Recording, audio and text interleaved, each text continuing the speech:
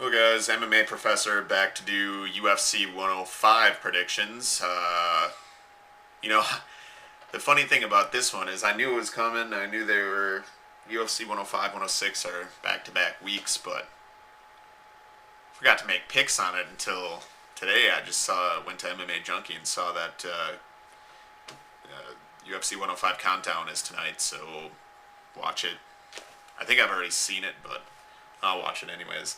So, I do my picks, on MMA Playground, and I do them, and I just go through, and I pick the winners, who I think is just without even, thinking about it, and then I go and break it down, even further, and my picks change probably about until the absolute last moment that I can possibly change them, and for some reason, this card should be called UFC 105 Decision Fest 2009 because I see this being a lot of decisions, and the best thing that could happen is that I'm wrong about this because I just see decisions left and right. And I'll give you an example. Let's go undercard.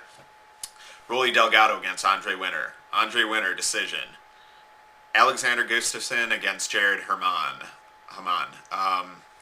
This one could go either way. This is kind of like a 50-50 fight.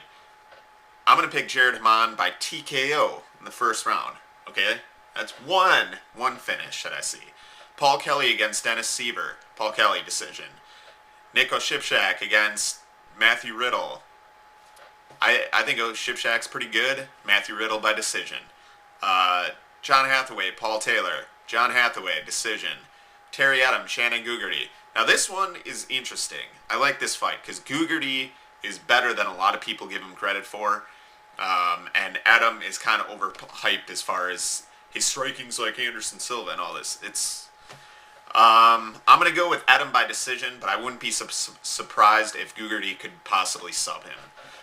Okay, so now we got main card. Ross Pearson against Aaron Riley. Either way, this fight is going to a decision. Either guy could win. I'm gonna go with Riley by decision. I wouldn't be surprised if Pearson won a decision, but there you go. Matt Brown against James Wilks. Wilks is pretty good. His name is Matt motherfucking Brown. That's his nick. That should be his nickname, and that is what I refer to him as all the time. He's looked insanely good, and Wilks is good on the ground. I don't think it's gonna even come close to being there because the way Matt Brown destroyed Pete Sell in his last. Matt Brown TKO second round. Michael Bisping against Dennis Kang.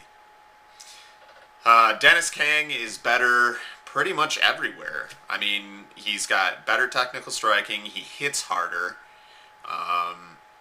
And he's got better jiu-jitsu. The only thing Bisping could possibly have on him is better cardio.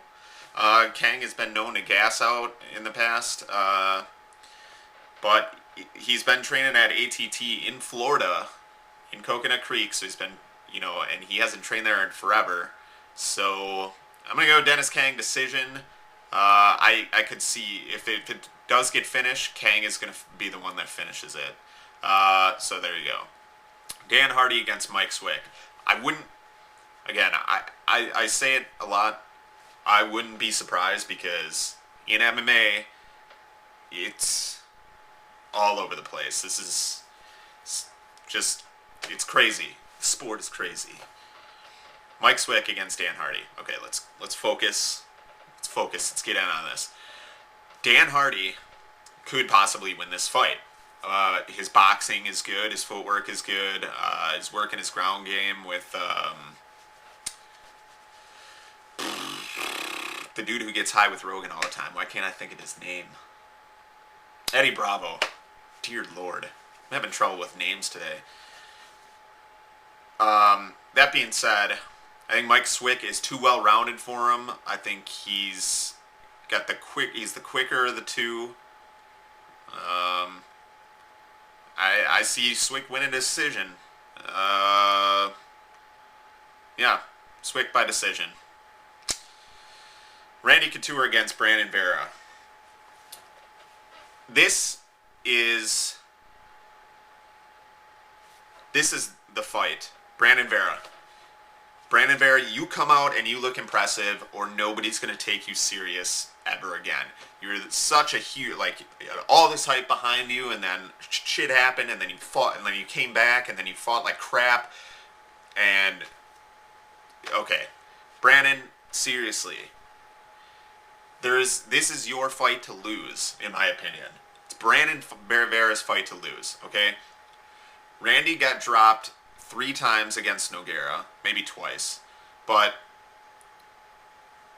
my problem with that is that Vera's a better technical striker than Nog, and he hits harder than Nog. For some reason, he hasn't transferred the KO power down to the light heavyweight division. I think he still has it, but he just hasn't been able to capitalize on it. Brandon Vera is a really good wrestler, clearly not as good as Couture is. So you have a lot of intangibles in this fight, a lot of X factors. One, Couture, he's almost 47. At some point, you got to go and stop saying, well, you can't call him out, he can fight. He's not going to fight till he's 70. At some point, you got to say, okay, he's 47, that's it. You can't be successful anymore in the sport. The weight cut, how is the weight cut going to affect Couture? Because he hasn't, the older you get, the harder it is to cut weight. I know he only cuts from he's only going to weigh 220 when he fought in heavyweight, but, how is that going to affect him? His chin, like I said, he got dropped by Nog, not known for his punching power. So I'm going to say Brandon Vera by decision, because Couture is near impossible to finish unless you're Brock Lesnar with,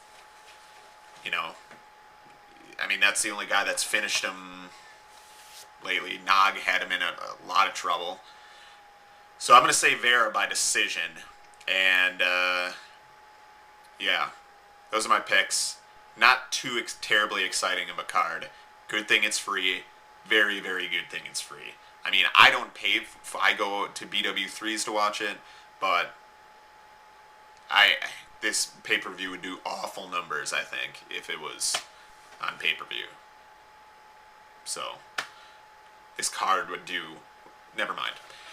Those are my predictions. I'm going to try to get my UFC 106 predictions out faster than, like, 4 days away. But yeah, it's MMA.